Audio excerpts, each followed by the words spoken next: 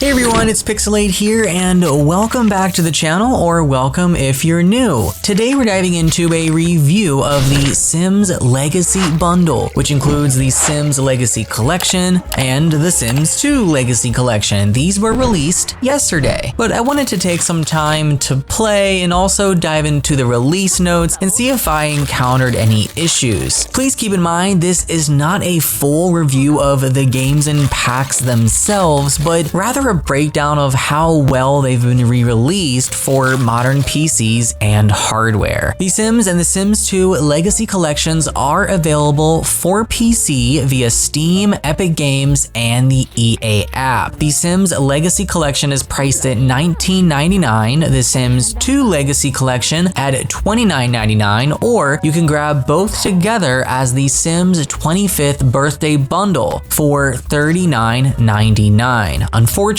though, there is no release on console or Mac support for these releases. A bit disappointing, but honestly, it's exactly what I expected, as a lot of the leaks did mention a Windows 10 and 11 re-release. So starting with The Sims 2, the download process was actually a bit strange. It was lightning fast for most of it, then it slowed down to a crawl at the very end, taking nearly an hour for it to fully complete, at least for me. And keep in mind, this was on a gigabit internet connection, so EA servers proving once again they're not the best. After installing, the first launch attempt failed immediately. I received the game failed to successfully launch from the EA app. So you're bringing back abandonware, charging for it, and it still has issues? Come on, EA. Thankfully, on the second attempt, the game did launch fine, but the initial issue was still kind of frustrating. The nostalgia really hit me once the game started to load though. The iconic intro cutscene and the loading screens immediately brought me back to a better time in the Sims franchise. It is important to note that the game initially does launch in the 4:3 aspect ratio, which was concerning, but you are able to change this in the settings, and even if you have an ultra wide monitor like I do, you can configure it that way. Now, the Sims Legacy Collection automatically launched at ultra wide since you can't change the aspect ratio or the resolution in game. It's automatically going to detect your monitor upon launch. There were reports of broken shadows, but on my end, with all the settings maxed out, including having shadows turned on and set to high, the shadows actually looked really great and did function properly. I know that with the Ultimate Collection, there were black boxes underneath of the Sims, and there were fixes for it, but thankfully, at least for me, EA has fixed this problem. I did notice some others still having the black boxes under the brand new re-releases though, which I thought was kind of weird. However, the audio quality for Simlish dialogue is terrible. Like, I don't know what happened because it wasn't like this in the Sims 2 Complete Collection from over a decade ago, but it literally sounds like extremely low bit audio recordings, even though I have the settings set to high for the audio quality. I hope this is fixed at some point. Another key thing to note is the Sims 2 Legacy Collection does not include the IKEA Home Stuff Pack. I'm thinking due to licensing issues, but there is a way that you can restore it. A GitHub user provided a method to bring back the missing content. I will have a full steps to that linked down in the description box below if you're interested in bringing that content on over to the new version, that is if you have the previous one. There are also tons of creators over on Tumblr that provide the stuff pack files in case you don't own the original collection and still want the stuff pack for this new re-release. But with all the settings maxed, the game looks and runs spectacular. Even with everything at maximum, if you're noticing jagged edges still, even if they are very, very hard to notice, you can actually completely smooth these out by enhancing anti-aliasing in your GPU control panel. I have an NVIDIA graphics card, so I right-clicked on my desktop, went to NVIDIA graphics, went to program settings for specific programs, added the launch executable, and enhanced application settings, and set the the rate to super sampling 8x, and it looks absolutely perfect. So fixes and changes in The Sims 2 Legacy Collection. Here are the major updates and fixes that come with this release. GraphicRules.sgr now supports modern hardware configurations, fixed a shadow bug that surrounded Sims with a big black square, widescreen and higher game resolutions are now supported, UI scales better to higher resolutions, texture memory corruption and pink soup issue is fixed, dragging the game window across monitor is now smoother, and if your PC has a lot of RAM, The Sims 2 can now utilize it. And of course, they did fix several crashing issues. Overall, The Sims 2 Legacy Collection does run well, but I think EA definitely could have put a little more effort, especially considering some of these issues should not have made it into a re-release. If you check out the new EA forums under the Sims 2 category, there are a lot of issues that other Simmers are reporting on their end. Sims 2 Legacy will not launch. Sims 2 Legacy won't launch due to error codes. I definitely had that one at first. Thankfully, it fixed. There were corrupted files, constant game crashes, disappearing Sims, the audio issues, which I am also still experiencing, problems with The Sims 1 not launching, and missing game library entries, just to name a few at this time. If you guys are having any issues, make sure you head over onto the EA forums and file those in. Now for The Sims 1 Legacy Collection, I had the same download issue with this as I did for The Sims 2, the freezing at the end and taking an unnecessary amount of time to install. Thankfully, once it installed, I didn't experience any critical issues or crashes with this title, and I played for hours and hours. So for The Sims 1, the fixes and changes include the game now supports modern monitor aspect ratios, no longer locked to 4:3. Higher resolutions result in a crisper look with improved scaling. Alt plus Enter allows you to switch between scaling options. They fixed several crashes. The Sims will automatically launch using your primary monitor's aspect ratio, which did successfully work on my part, and can be directed to launch on another monitor using the -monitor:"num command. Now, while it's amazing to see these classic Sims games